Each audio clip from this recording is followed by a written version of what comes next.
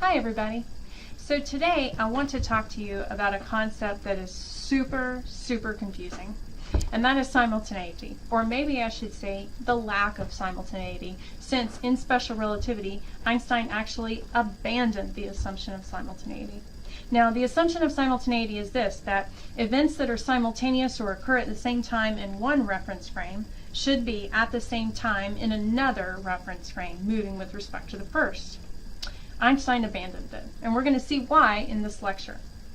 The first thing that I'd like to go over is the thought experiment that Einstein proposed to explain why simultaneity should be abandoned. The thought experiment goes like this. There's a train, and the train is moving along a track in the plus x direction at a speed that's a significant fraction of the speed of light. So it's moving at a uniform velocity, so it's an inertial reference frame. Now, there's a person in a boxcar or a passenger car on this train, and we'll call this person O prime for the moving observer. We usually use the prime reference frame to indicate a moving observer. Now, there's another observer, and this observer is standing maybe in the grass, for example, staring at the train going by at such a high speed. All right? This observer we'll call observer O, O without the prime being for the stationary reference frame. Now here's what happens in the thought experiment. As the train is traveling by, observer O notices that there's two lightning strikes, and the lightning strikes strike both the front and the back of one of the passenger cars on the train at the same time. So observer O observes two simultaneous lightning strikes at positions we'll call A and B, which are the space coordinates for the lightning strikes according to the stationary frame.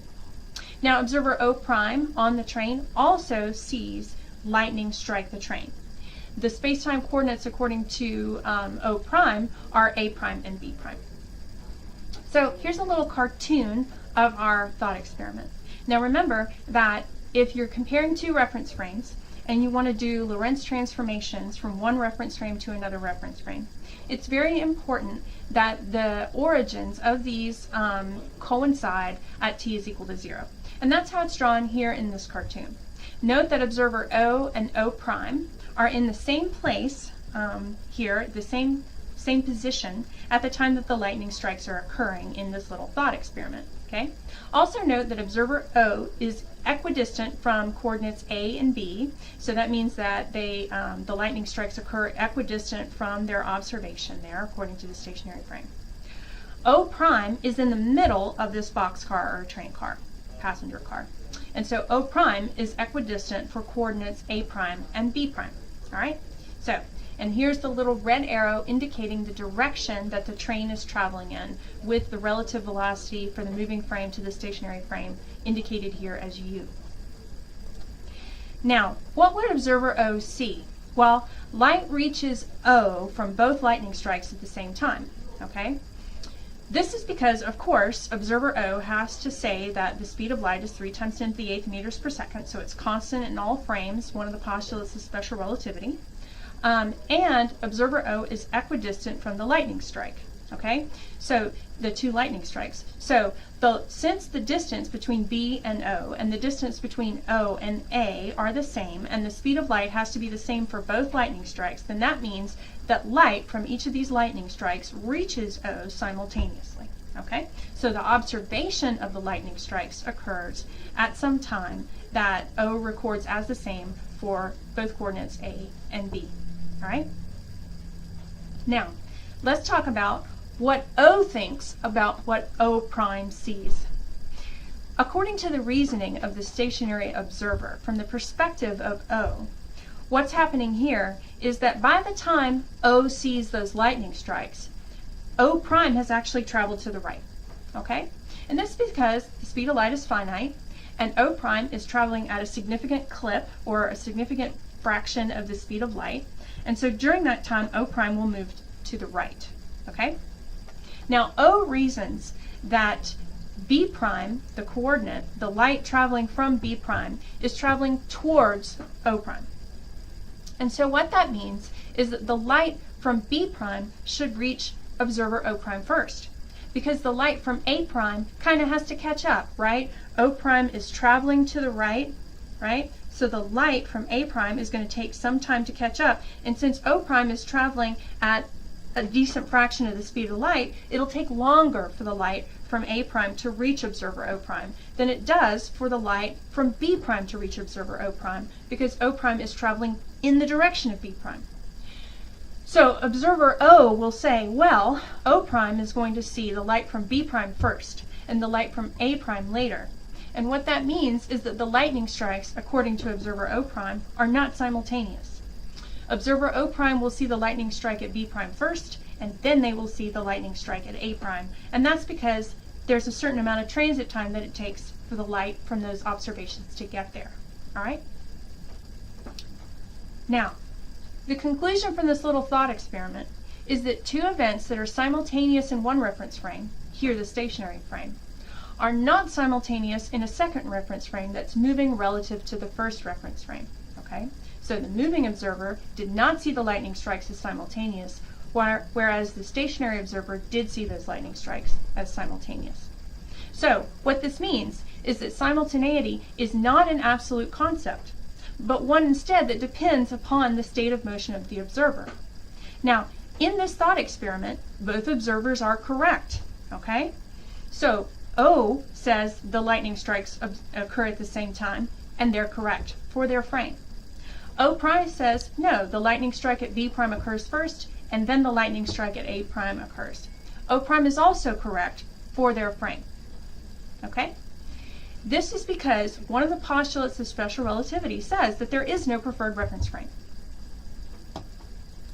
Now, in this thought experiment, the disagreement depended upon the transit time of the light to the observers. This doesn't really demonstrate the deeper meaning of relativity, okay? The truth is, both observers are right, and that's the deeper meaning of special relativity. Observer O is correct, the events are simultaneous. Observer O prime is correct, the events are not simultaneous.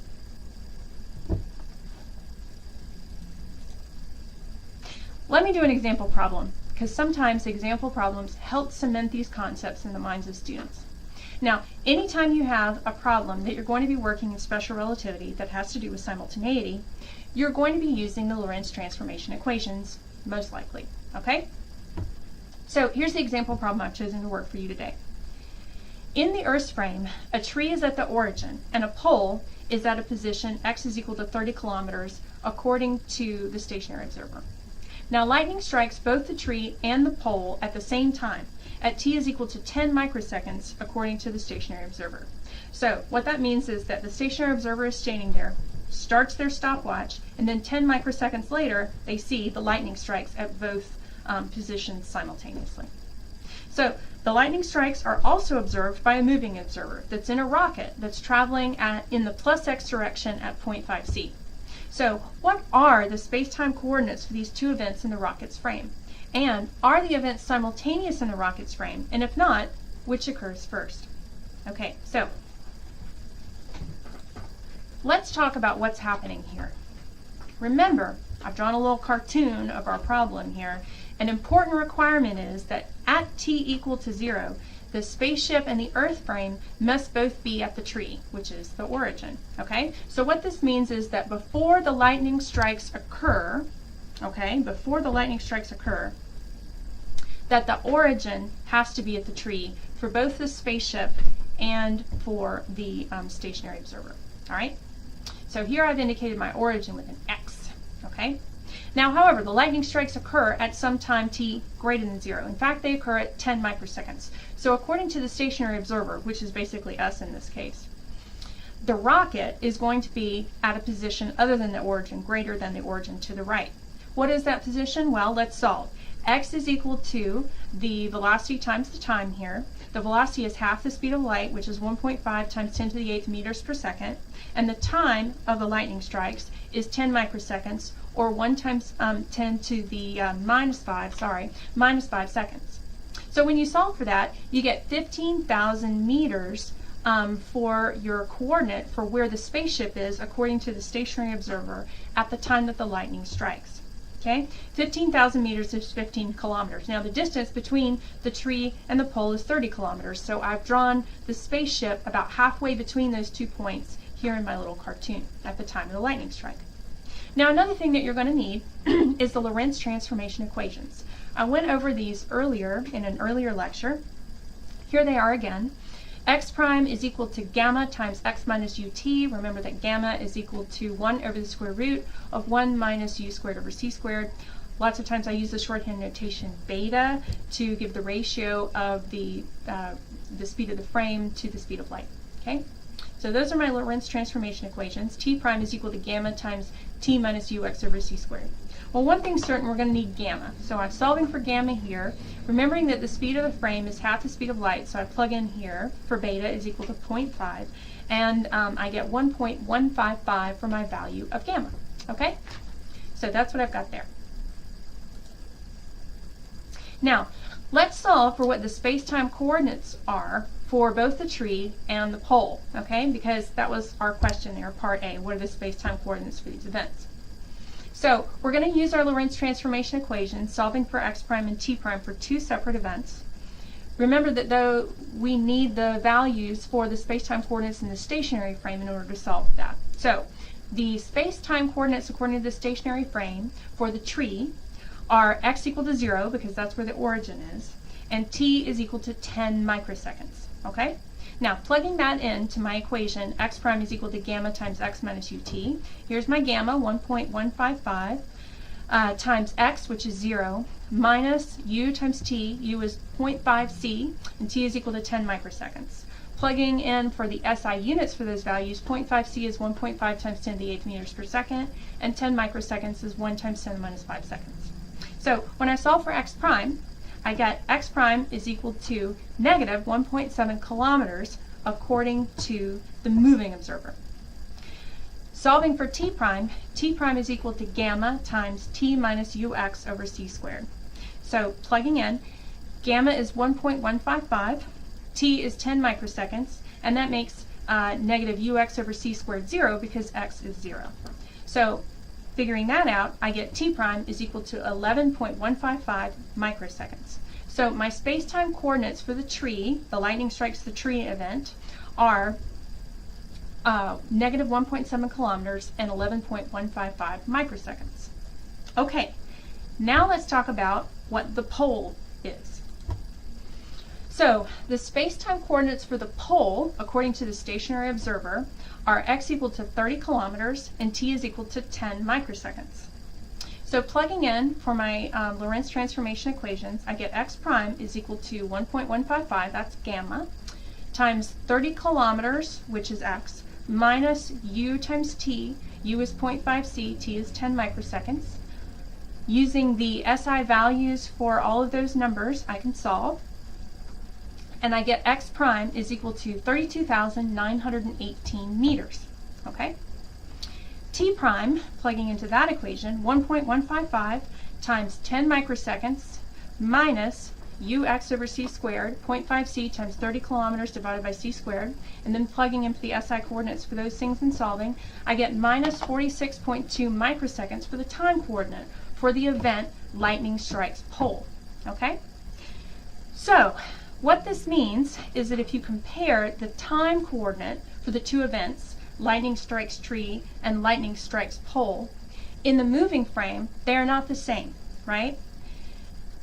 What we get is 11.155 microseconds for light striking the tree and minus 46.2 microseconds for lightning strike the pole. Obviously, those two numbers are not the same. Now, some students get a little freaked out by the negative sign on the time.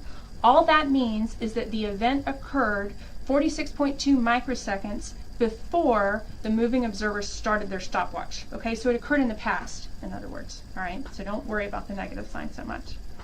Okay, so those aren't the same.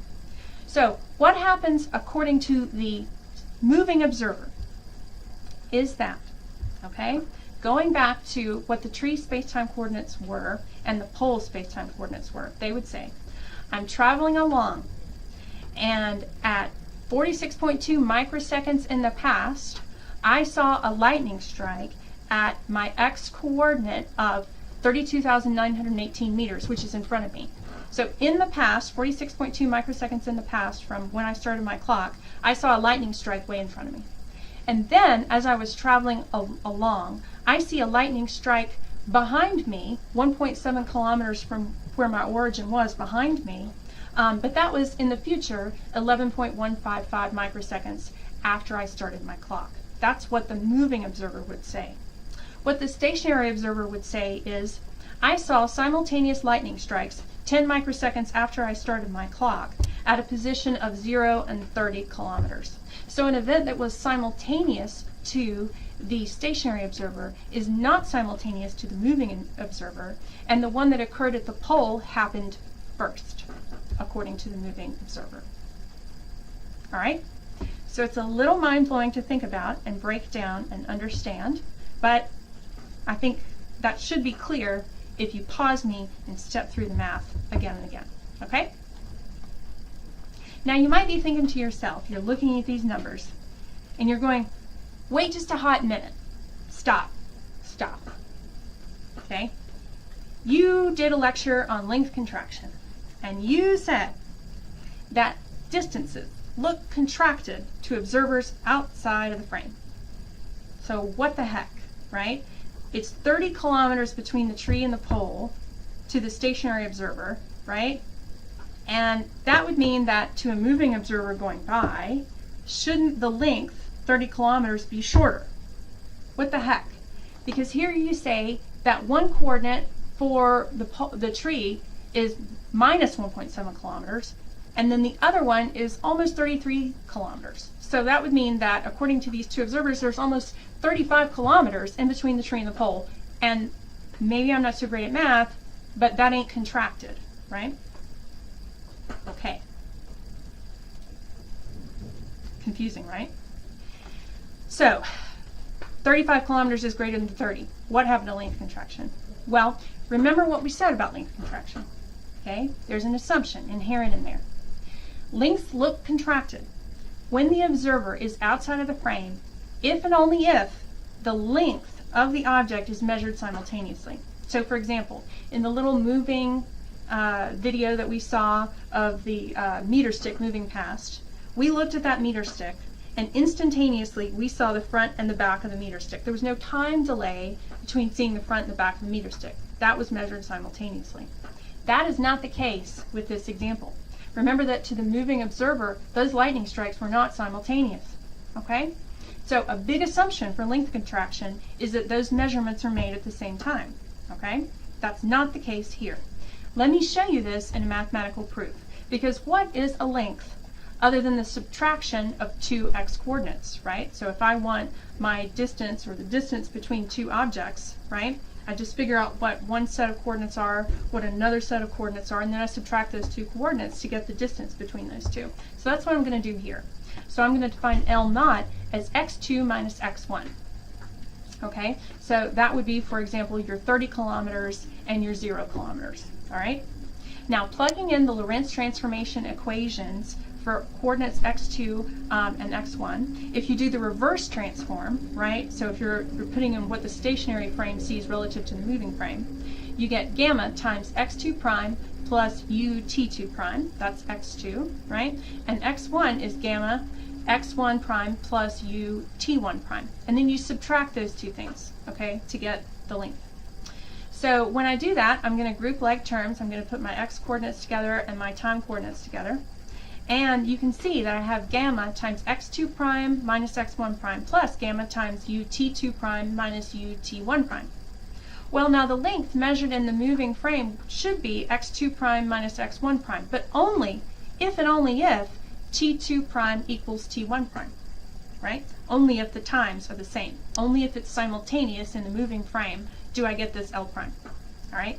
Now, if I get that L prime, if the events are simultaneous in the moving frame, then I can say that I have, since L prime is x2 prime minus x1 prime, then I have L naught is equal to gamma times L prime. And then I can solve for the familiar length contraction equation, L prime is equal to L naught over gamma. So that is length contraction. But that's only true if the events are simultaneous in the moving frame. Hi, sorry about the phone call. Now, one thing that really helps visualize this idea of simultaneity is a Minkowski space-time diagram. You might have heard of space-time diagrams before. So here is a pretty basic space-time diagram that I've drawn here. So first of all, we have our space axis, which here is the horizontal axis, which I've indicated in X. So this is just a one-dimensional kind of model. And then we have our CT axis, that's our time axis, just so that the x-axis and the horizontal axis, or the horizontal and vertical axes have the same units. We multiply the time coordinate times the speed of light c. And so since you're multiplying a speed times a time, then of course you get a length out. And so your CT axis and x-axis have the same units. All right? So there's our space and our time coordinate. Now, we're going to put our origin at our t equals to 0 coordinate. So what that means is that our origin is the present, right, where we are right now. So right now is right now, not in the past, but I'm just kidding. So that's how that goes. And then the future would be anything with a positive value of time. So that would be here above the horizontal axis. And the past would be anything with a negative time, which would be below the horizontal axis. All right? Now we're going to draw lines at x equal to ct, and this because c is our speed limit. You can't exceed the speed of light. So the x equal to ct lines represents what's called the bounds of possibility on our future and past. So in other words, if the origin is where we are in the present, then any events that are related to where we are now in the present to the future or the past would be inside these boundary lines. In other words, I can't move faster than the speed of light. And so I'm never going to be able to move in the future outside of this bound of possibility given by this x equal to ct line. Okay? Now, if we look at 2 dimensions, for example, if we had our y coordinate kind of poking into and out of the screen at you there, then it would be a 3D model, and then you would have x equal to ct being sort of a cone that's circumscribed, and that's often referred to as the light cone. And so events that are related by the bounds of possibility are inside the light cone, and things that can't possibly be related are outside the light cone. Okay, so let's look at events 1, 2, 3, and 4 on our Minkowski space-time diagram. So we're going to define a delta t and a delta x as the space and time, time and space respectively, differences between the events in question. Okay?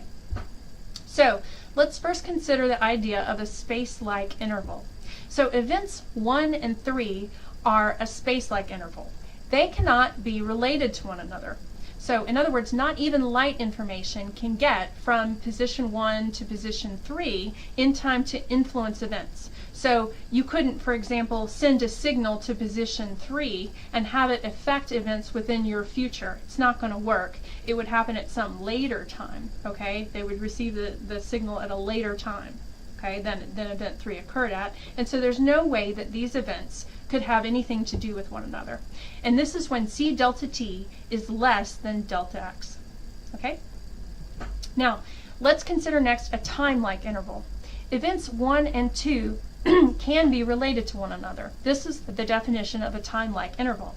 Travel is theoretically possible from position 1 to position 2 because you wouldn't have to exceed the speed of light in order to get there. This is when c delta t is greater than delta x.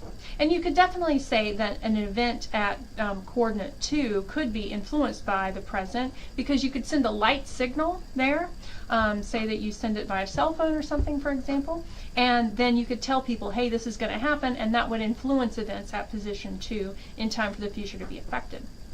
Now there's also a light-like interval, and that's events 1 and 4, and those are events that take place on the boundary of that cone of possibility, okay? Events 1 and 4 can be related, but by a light signal. So only light can travel that fast, so you'd have to transmit information to that person in that way, and you could influence events in that way. So in that case, a light-like interval is c delta t equals delta x. Okay, so let's compare 2 different reference frames. We're going to use the Lorentz Transformation equations to solve for what my x prime and my ct prime axes would look like superimposed on my stationary reference frame, here given by x and ct coordinates. Okay? Now, we want our origins of our moving and our stationary frame to coincide at t is equal to t prime is equal to 0. And so that's going to look like this. here I've indicated the stationary frame in black, so that's x and ct with the black coordinate system. And then the moving frame has the orange axes here, x prime and ct prime. And so that is the axes of the moving frame from the perspective of the stationary frame. Okay? Now, our Lorentz transformation equations are x prime is equal to gamma times x minus ut, and t prime is equal to gamma times t minus ux over c squared. Okay? Now, my ct prime axis occurs when x prime is equal to 0. Okay? Now, you might need to pause that and think about it, but it's also the case for the stationary frame. My x-axis occurs when my time is 0. So as long as the time is 0, I'm on my x-axis. And as long as x is 0, I'm on my time axis, if that makes sense. Okay? So the statement that I just made about the ct prime axis occurring when x prime is 0 is the moving reference frame equivalent to that. Okay? So what I'm going to do is solve for when x prime is 0 and when ct prime is equal to 0, and I'm going to use that to solve for what my axes look like in the moving frame. So first I'm going to solve for x prime is equal to 0. Using my Lorentz transformation equations, x prime is equal to 0, which is equal to gamma times x minus ut. So if I solve that, gamma is always a constant value greater than 0, so that can just cancel out, and then I end up with x is equal to ut. Now, I can, through some algebraic manipulation and multiplying both sides of this equation by the speed of light c, I get ct is equal to x times c over u, which is equal to x over beta. Remember, beta is equal to u over c. And so this is the ct prime axis equation from the perspective of the stationary frame. Okay? ct is equal to x over beta. So if I plot that, then I get the ct prime axis here, right? X divided by beta. This has a slope greater than 1. Now, solving for the other axis, I use the other Lorentz transformation equations, and I set t prime equal to 0, and solve gamma times t minus ux over c squared. So yet again, gamma cancels, leaving t is equal to ux over c squared. Rearranging, doing a little bit of algebraic manipulation, I get ct is equal to ux over c, which is equal to beta x. Okay? Since beta is always less than 1, then what this means is that ct is equal to a number less than 1 times x. So this is the x prime axis equation, and the slope is less than 1. And that's plotted here as the x prime, like so. Okay? So this is my x prime and my ct prime axis superimposed on my stationary frame, reference frame. Okay? Notice that the x equal to ct line bisects. Okay, so this is my line of possibility there, bisecting my x prime and my ct prime axis. Now, let's look at events 1 and 2 in the stationary frame. Now, these are separated in space in that frame, but they occur at the same time. Now, we know this because the events indicated here, 1 and 2, by 2 dots connected by a little line here just to help you visualize it, they occur at the same time coordinate. In other words, this line connecting events 1 and 2 is parallel to my x-axis, to my space axis. All right? All right, so that means they occur in the same time. So according to the stationary reference frame, events 1 and 2 occur at the same time. Now, this statement that lines that are parallel to the x-axis occur at the same time could also be applied to the x prime and ct prime coordinate systems. So what I've done here is illustrate with some dashed lines, dashed orange lines, that are parallel to my ct prime axis and my x prime axis. Okay? Now remember that lines that are parallel to the x prime axis are going to occur at the same time according to the moving frame, right? Lines that are parallel to the ct prime axis occur at the same coordinate according to the moving frame. Okay? So what we can see is looking at the orange dashed lines that are parallel to our x prime axis, which indicates that it's at the same time in the moving frame, we can see that events 1 and 2 are not on the same orange dashed line, right? This one occurs closer to the x prime axis on these dashed lines than event 2. This means that events 1 and 2 are separated in both space and time in the moving frame, which means that the simultaneity from the stationary frame did not transform to the moving frame, and that events that are simultaneous in the stationary frame are not simultaneous in the moving frame. Okay, so that's a way to visually understand that lack of simultaneity. Now what a Lorentz transformation does is rotate that CT prime axis towards the x equal to CT line by some angle, and then it rotates the x prime axis towards that CT line, that line of possibility, by that same magnitude of angle. So the CT prime axis kind of rotates clockwise, and the x prime axis rotates counterclockwise towards the x equal to CT line as you perform a Lorentz transformation. The absolute limit of that would be if you're traveling at the speed of light. And in that case, it would take both those orange lines to the x equal to CT line. It would shrink it down until it lies on top of that x equal to CT line. Now, if you think about the implications of this, that means that there's no way that you can go back in time. Okay, so you might have seen the Flash, episodes of the Flash on the TV program, where the Flash goes back in time by running super fast. No, doesn't work. Okay, you can't go back in time just by speeding up unless you can exceed the speed of light, which I can't remember if they did that in the Flash episode or not. All right. Let me illustrate this mathematically too, in case you're not just a visual person and you need some support from the math. If you use the Lorentz transformation equation, t prime is equal to gamma times t minus ux over c squared. To go back in time, that would mean that you'd have to go to t prime less than 0. So if you solve for t prime less than 0, you get gamma times t minus ux over c squared is less than 0, which means t is less than ux over c squared. And if you solve for what u is, then you get u greater than c squared t over x. But what that would mean is that you'd have to be traveling at a speed greater than the speed of light, right? Because here the cone of possibility is x equals to ct, and so what that would mean is that u would have to be greater than c, and that's not possible, okay? So, sorry, no going back in time, at least according to special relativity. I don't know, you might be able to use a wormhole or something, but you can't do it just by running super fast. It's not going to work. Okay, well, that's simultaneity, or lack of simultaneity, should I say. I hope that was fun for you. I know it's confusing. You might need to pause the video in several places in order to truly get it, to truly understand. Do some reading, do some thinking, do some soul searching, and I'll see you in class.